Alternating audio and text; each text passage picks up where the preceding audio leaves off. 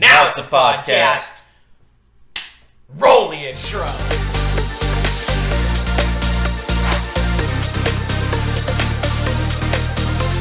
Hello, my name is Zach. And my name is Nick.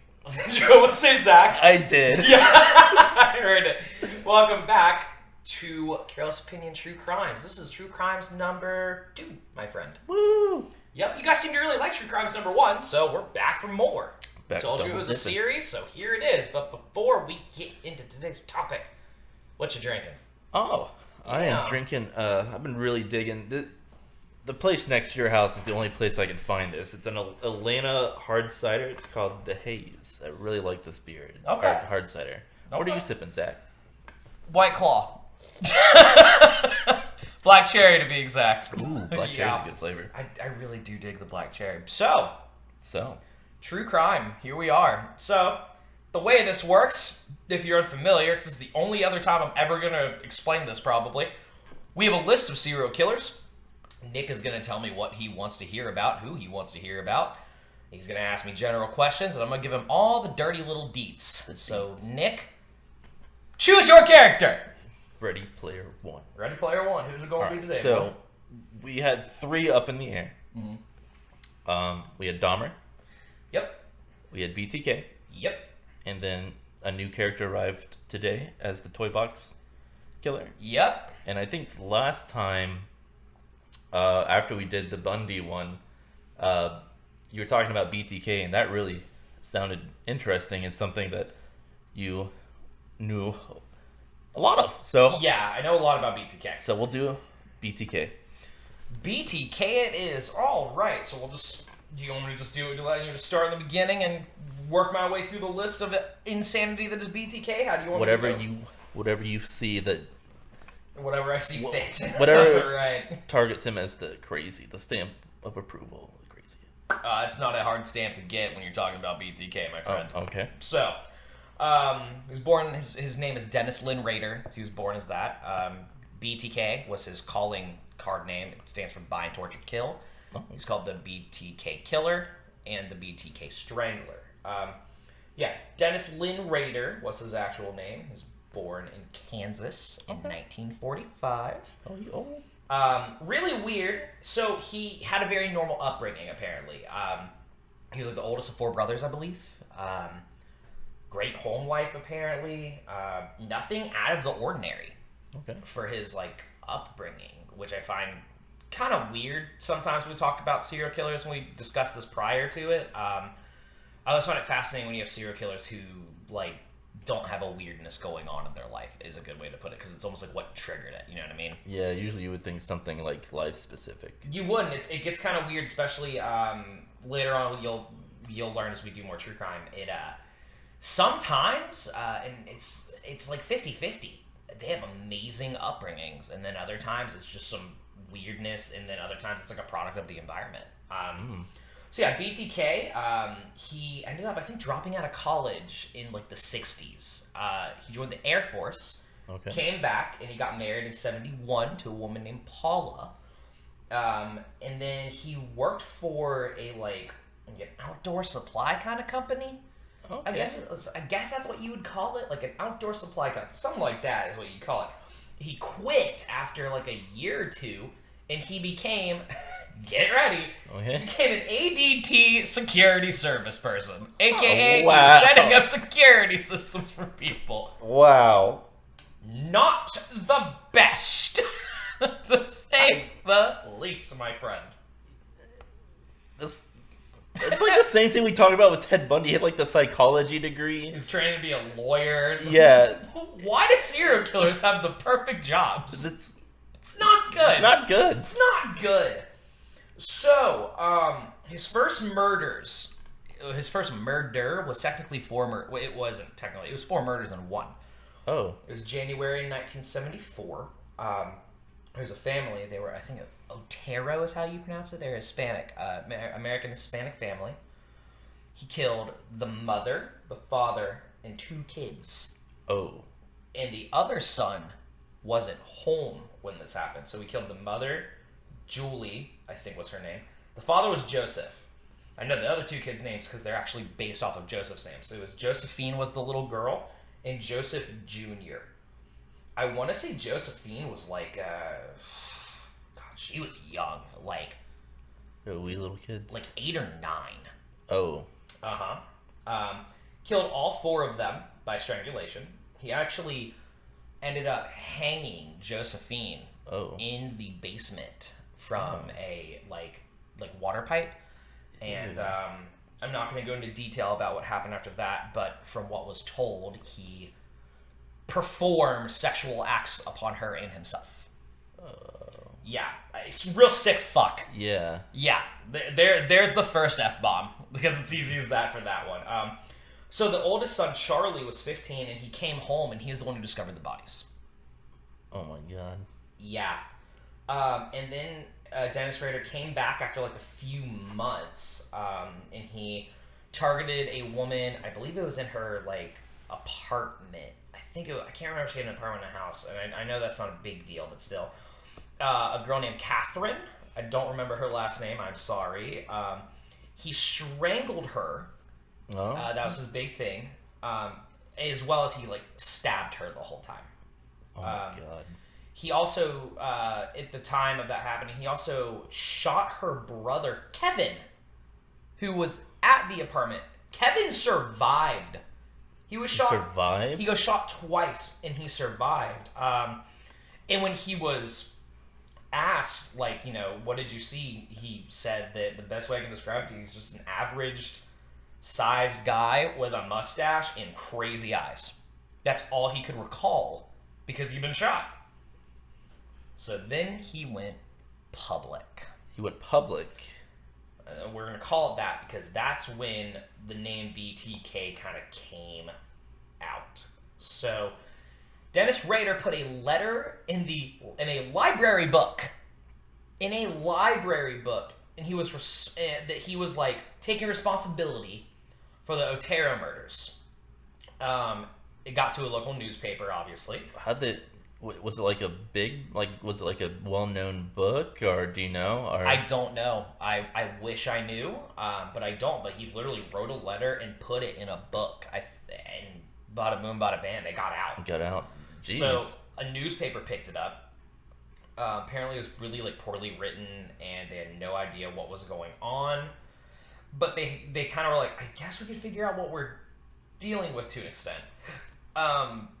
Apparently Dennis Rader, I actually have right here in front of me. You can see it on my screen. I pulled this part up while I was talking, which is, sorry guys, my talking the last few minutes sounded a little spotty. I was trying to find the actual letter. I have the actual letter right here. I'm going to read it to you. Okay. It's hard to control myself. You probably call me psychotic with sexual perversions hung up inside me. And it went, that's all you can make out.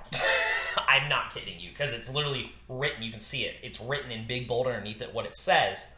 But you can't really make out what it says, because like I said, it's a apparently poorly written letter, and it shows. It ended up coming out to being like they found out they picked out code words they could find that it was literally B, T, K were like the initials that he had like bolded out. So he was branded the BTK killer. Okay, so he didn't name himself. It was like a he named himself. Oh. He made it known the B, the T, and the K were like bolded out so you could really see like what it was for. Okay. Yeah, and this gets worse. What kind of dude? Go ahead. Puts his confession in a book. Like, I don't know. This is sorry.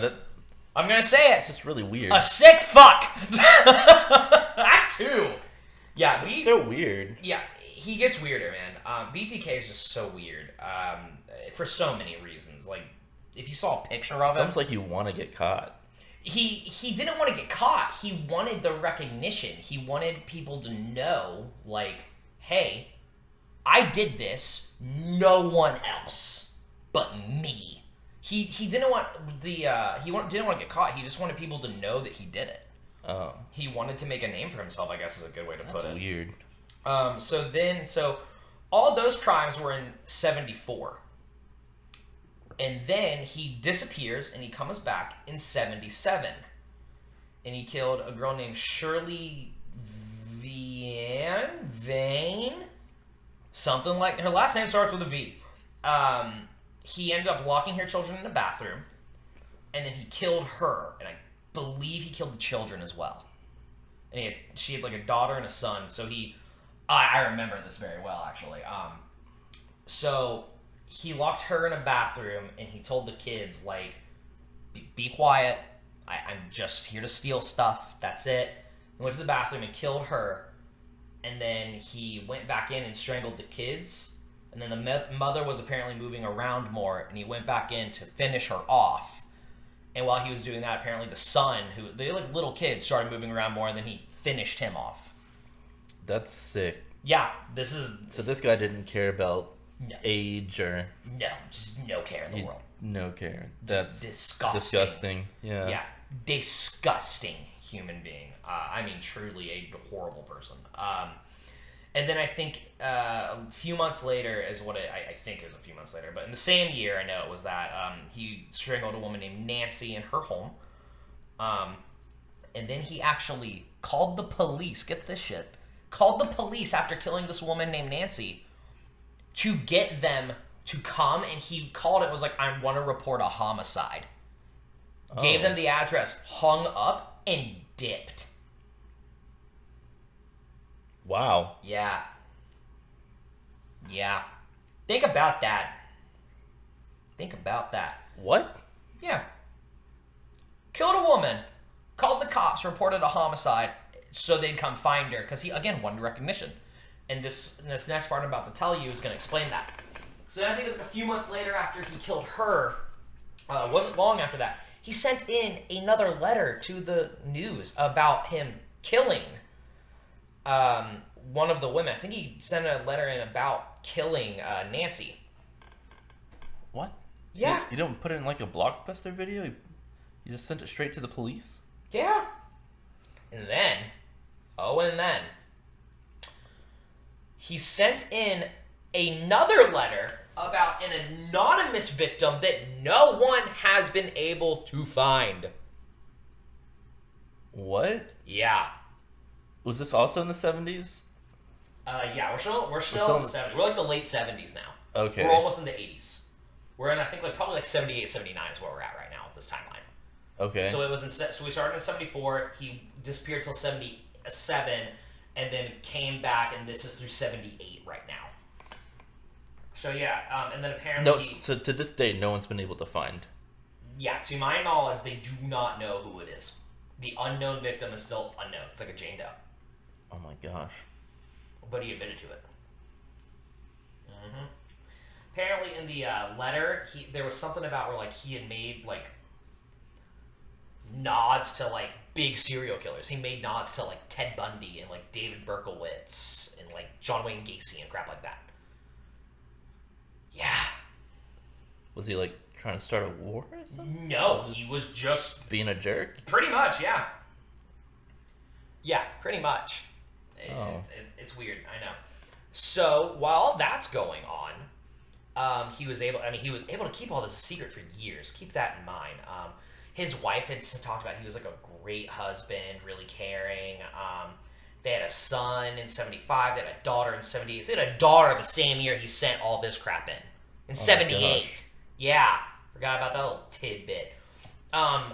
In 79, I think, or 78, it's one of those. He graduated from Wichita State University and got a degree in, get ready, justice. He got a law and justice degree. Oh my god. Uh-huh.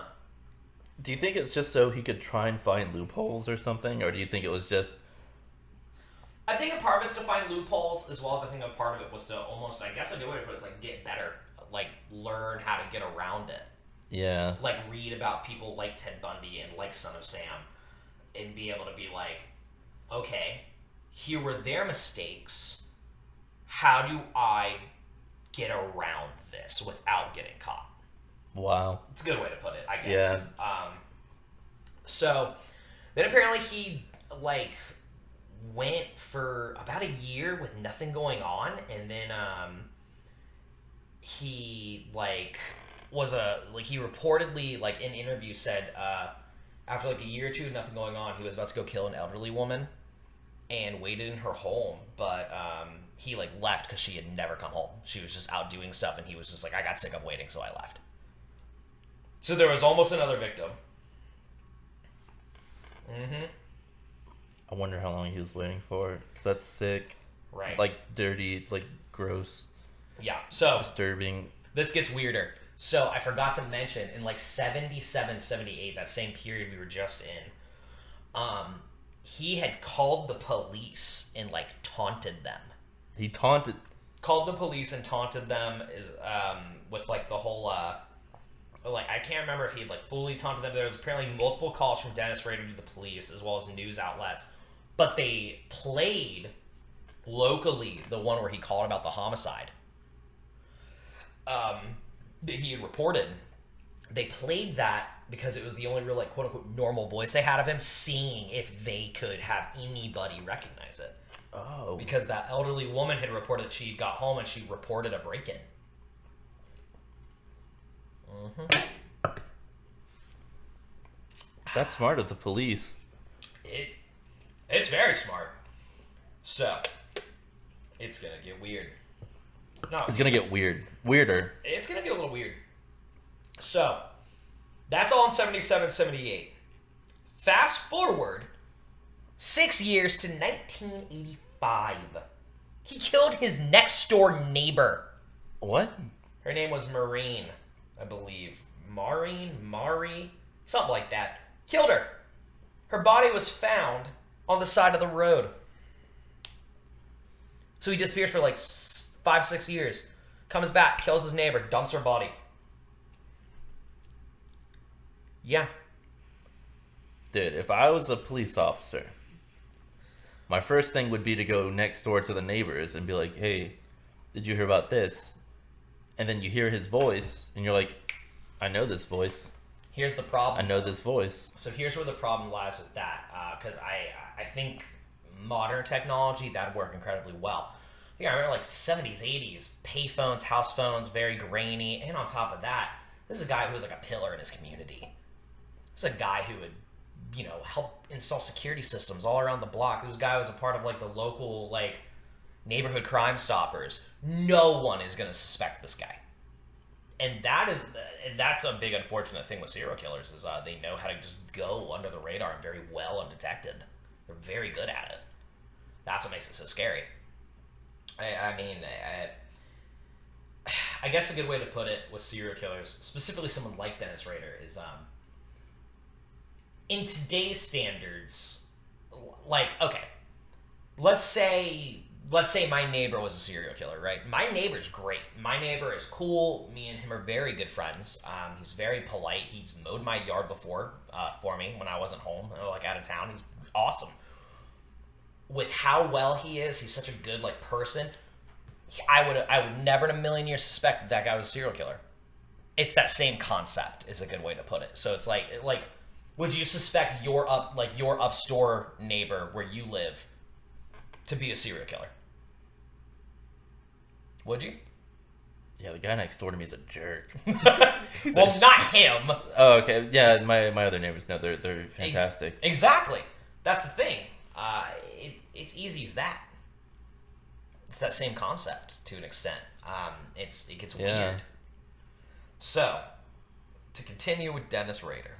This dude's freaky. We're not even there yet. We're not even there We're yet? not even at the scary parts yet. Oh my goodness. Let me preface this before we go on.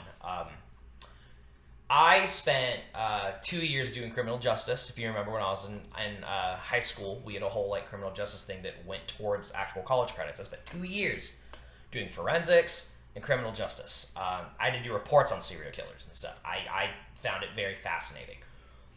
There's 2 serial killers that give me the heebie-jeebies, and Dennis Rader is one of them. He's not number 1 on my list. He's number 2. He's number 2. Who's number 1? We'll get there. Okay. So I'm going to tell you part of this coming up, and I'm going to preface it with something afterwards. Okay. It's going to be like, oh, what? And that'll definitely probably be the next true crime, because oh boy. Anyway, so 1985, like I said, he killed his neighbor, and then I think it was a year later, killed another woman. I think her name was Victoria. I want to say Victoria. Just found her. They found her dead in her home, and then his final known victim. And I know this because this one's kind of interesting. Her name was Dolores Davis. And the reason I know so much about this one, I was like, oh, really? Is because she wasn't just killed. She was just taken from her home in 1991, and he admitted to that. She was just taken. Just taken. Was she found? I can't remember if she was found, to be honest with you. So think about that. We started this in 74? Is that what I told you? I think so, yeah. Started this in 74 with the Otero family murders. We ended this in 91. Think about that. And he didn't get caught till 2004. Oh my gosh. Yeah, get ready. So, he dropped off the map, obviously. According to him and sources family and stuff, he just spent years dedicating himself to family and work and stuff. Apparently he left ADT and he started working at a park with city compliance supervisors in 92. He was apparently really well known in the community after that, even more as a real big stickler for the rules. Ironic. Yeah. I mean, definitely a little weird. He apparently took pleasure in exercising his authority over his neighbors, and that was really the only big negative. People would just be he's a nice guy, he's great, but God, he gets annoying with some of the rules. You would think that maybe that would be a little, not even a tip off, but at the same time, it's this guy's been great. Why all of a sudden, when the murder stop, is this dude a big stickler for the rules? Because you can kind of tell with his murders when you look at them, it's very much so about control. He, with the woman he killed and her 2 kids, he locked the mom in the bathroom and told the kids, "Shut up, I'm going to kill your mom. I'm just here to steal stuff." The mom moved, he killed her. The son moved, he killed him. Very much, so you can kind of tell he's kind of about very controlling. Okay, was his niche. So. Few years go by, like I said, and then we get to 2004. It's the 30th anniversary of the Otero murders, the first family he killed. So, he sends a media outlet a bunch of letters with items related to the Otero crimes, including pictures and apparently weird word puzzles as well. Word puzzles? Word puzzles, where they had to piece together things, kind of like what the Zodiac Killer did. Okay. Where it was weird code and they had to piece together. The difference is they broke that code. They didn't break Zodiac Killer's code. If you ever want to learn about Zodiac, we'll do that too. Okay. Love to do that one. Yeah. We'll do a Zodiac one. I'll wear my Zodiac Killer hat for that. I have one. I do. And apparently, he labeled it the BTK story and wanted them to post this story. So wanted them to post. Yeah, they wanted them to literally tell the story from his perspective. Like I said, control. He's a pretty pretentious dude. Yeah, pretentious dick was the word you were looking for, I think. Yeah. Dick was the word, not dude. Because this guy sucks. Yeah. This guy sucks big time. Yes. The big sad is what we could call it. As Belle Delphine once said, the big sad. That is a shameless plug for our pop culture one. Hint. Anyway. He apparently left packages and clues, including he had computer discs and all this weird stuff. It led to his arrest. So that's what led to his arrest. In 2004. So check this out. The computer discs that he had put a bunch of this stuff on, they were able to trace it back to a church where Dennis Rader was one of the only people that have computer access. No way. Yeah. That's cool. He finally got sloppy. He probably didn't even think about that. They had looked over security cameras and stuff, and his Jeep was on security cameras dropping off packages, as well as his Jeep, and then we're not dropping off. I'm sorry. His Jeep was located in all the areas where the packages were dropped off. Okay, so let's see. What you said he was born in 45? Mm-hmm. So he was born in 1945. He was caught in 2004. Yeah. Well, So he's about 60 years old. It's 59, 60. Something like that. So No, he's like 70 something, I think. I think he's. I'll look. I'll tell you. He was old. He was old. He was old. He was older. Yeah, when he got caught, he was probably like 59, 60. Yeah, for sure. You're right about that. So, and I guess better way to put it, he wasn't like caught, quote unquote, in 2004. The case reopened and came like all the evidence was obtained in 2004, and he was arrested in like early 2005. They also had they got a warrant to get DNA samples from his daughter. From his daughter? Because they had DNA samples from him from years prior. Why? What? From years prior? How did they get those? Sperm samples. Oh. As easy as I can say without going into dirty detail. It's sperm samples. So he was caught in like January, February 2005, one of those months. I know he was charged with 10 counts of first-degree murder. His neighbors and like his church like people were apparently like stunned and like, no way the Dennis Rader did this, and they tried to like come in and be like, no, he didn't do it, and well, he did it. They got the DNA. evidence. Yeah. So in jail or in court, he pled guilty to all 10 counts. Really, just like right off the bat. Yeah. He did not go to trial. He took a plea deal. Here's the part that now this is what I was talking about a minute ago. Okay. This is the juice. This is the juice. This is the juice. This is like the meat of the matter.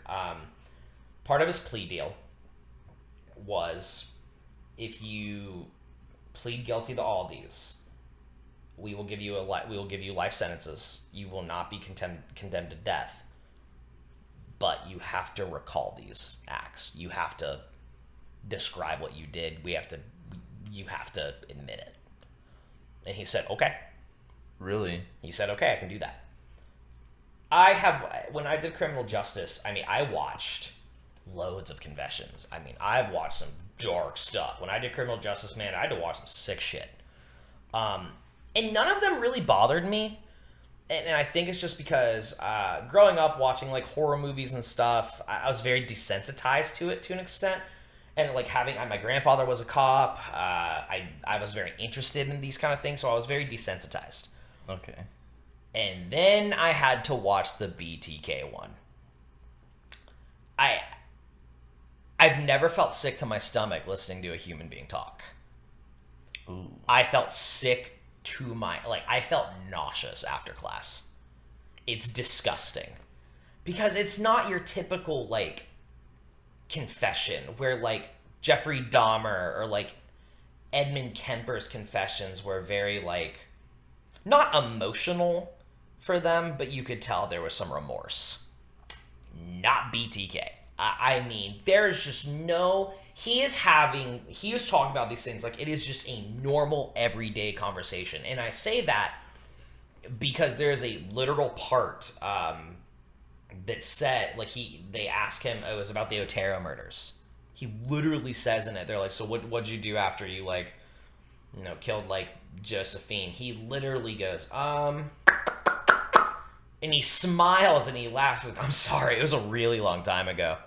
And then he goes, oh, I remember. Like he's excited to discuss this shit. Oh my god. That's disgusting. Dude, no, like, I have a pretty thick skin when it comes to this kind of stuff. I have a very strong threshold. I'm not kidding you when I say I had to watch some sick shit, criminal justice. I had to watch autopsy videos. I had to listen to serial killers gloat, and it was just kind of like, BTK's got to me because it wasn't gloating. It was just just the amount of no care across his face. It's disgusting. It's nauseating to watch. Oh my god. Yeah, BTK. So he pled guilty. He has 10 consecutive life sentences. 10 consecutive lives. Yeah, he ain't getting out, and he is currently sitting in jail. And I think he's in Kansas. In jail, and he's like, yeah, just in Kansas, in jail to the day he dies. That's it. Here we go. BTK. That was worse than Ted Bundy. So here's the thing, and I'm gonna say this, and we'll do the next true crimes will probably need to be the toy box killer. And Okay. here's why. I told you a minute ago that there's two serial killers that really oh my god. The toy box killer is that #1 spot. Really? And it's because of the recordings of him. Recordings? The recordings of the toy box killer. And that's what I'm going to leave it at with him. I'm just now learning more about him. I just had like 3 more questions that popped up as I soon know. as you said You're that. going to have to wait till the next one. Oh my gosh. Yep, we'll do toy box killer next on True Crimes. But there you go, man. There's BTK for you. Would you like one more little tidbit actually about BTK? Yes. So this is in Wichita, Kansas. Fun fact, my mother had a friend, I believe, who was growing up in there at the time. My mother went and visited, and my mother was like, I've never been more terrified in my life. But her friend knew Dennis Rader. Really? Yep, and there's that tidbit for you. Oh my god. I remember when Dennis Rader got caught. I was younger. I mean, We would have been like 11, 12? Yeah, but I had a weird interest with this stuff growing up just because I loved horror movies. And my parents were very like, I mean, if it interests you, as long as you don't cry all night, that's fine. And I remember when they caught BTK, my mother was like, what? It's who? Because I told my mom, I was like, Mom, did you see they caught the BTK killer? She's like, really? And I told her, she was like, what? No, my friend knew him. Yeah. Here we go. Wow. BTK, baby. Hard. That's a hard one, isn't it? That's rough. That's a lot to digest. You got any questions? That was a lot. You are allowed to ask them. You can ask as many questions as you want. I can answer them about good old BTK, good old Dennis Lynn Rader. I'm gonna be real honest, you probably answered a lot of them, and the only thing that I would put my 2 cents in is I found it really, really strange that he would put a confession letter in a book in a library, and that's how he would expose himself. I thought, and then just the fact that he's like taunting the police. Yeah. Like, who does that? Why? Who does that? It's just sick that he, I guess like you said, at first I thought it was almost like he wanted to be caught, or maybe he wanted the challenge, but I think it's like you said, based off of what you said when he was describing. He just wanted the recognition. He really did just want the recognition. Yeah. And I mean, like, don't get me wrong, back to the confession for a sec. A lot of times the serial killers confess. I learned this with criminal justice. They like to relive it. They're kind of, there's this, you can almost tell this sense of proudness to it. They're enjoying reliving it. And then there's sometimes like someone like Edmund Kemper, who we'll talk about one day too, who is very regretful. Edmund Kemper's a really good one we'll talk about. He's very interesting.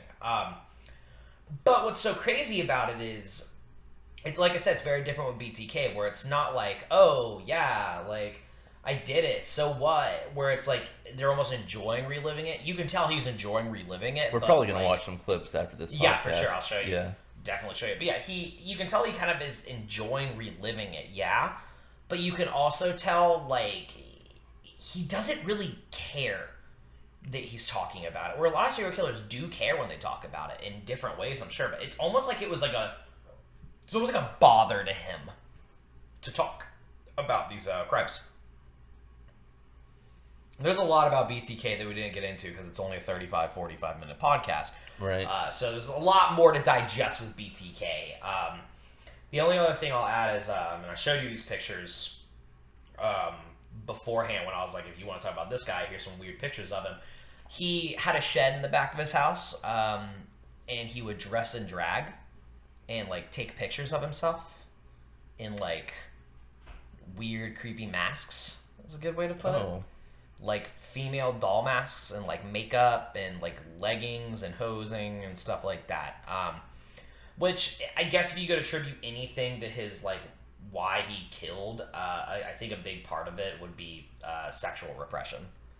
Would be a good way to put it. Which is why a lot of serial killers kill. It's sexual repression of either pedophilia or gender misidentity, or like being homosexual in like a closet, things like that. There's a million reasons killers kill. I think that's one of the things you could kind of list him under on like that textbook reason. But there you go, man. That's all the information we have time for with BTK. Okay. There you go. There's BTK. That's a lot to digest. Well, there you go, guys. I hope you enjoyed True Crimes Part 2. Look out for True Crimes Part 3. We're very excited about it. Yeah. We're also very excited to announce a True Crimes, not about True Crimes, but we're going to start announcing this at the end of these. We're on the road to 50 followers, guys. Yeah, it's happening. So to lighten the mood for you real quick, because I'm sorry for all that fucking darkness. So when we hit 50 followers, we're going to do something very special. Oh, no. Oh, yeah. Nick's not... you were kidding. I'm not kidding, baby. It's on the podcast, so it's real. Nick's not looking forward to this, but I sure am, because I have no shame. We will be telling you guys our most embarrassing stories about This one is another. the worst podcast to announce this on. I had to lighten the mood. And we got some bad ones, guys. Everything from me taking Nick to Golden Corral on a date that's really the reasoning behind the date to me tricking Nick to look for a Jack Johnson CD to me calling Nick in a real bad state of mind one night. There's some bad stories. There's some talks about getting a little golf flag tattoo on belly button. Shut up! Okay, that's where we draw the line.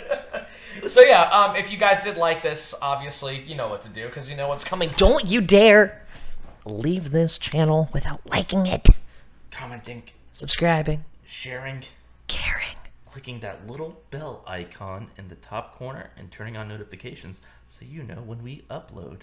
And of course, you should probably follow us on Instagram. What you gonna do right now? What you're gonna do if you're on your computer? You're gonna go to the top of our beautiful YouTube channel. There's a little banner up there. There's gonna be a little Instagram icon. Click it. Bada boom, bada bam. You're on our Instagram. But if you're on your phone, you can go to our bio or our description on YouTube on the YouTube app. You click follow us on Instagram, and it opens your Instagram app right to our Instagram. That's so cool. That's so 2020. Technology, my dude. Yes. But that's it, guys. Again, thank you so much, and we will see you guys. Am I gonna say it? Yeah, next time.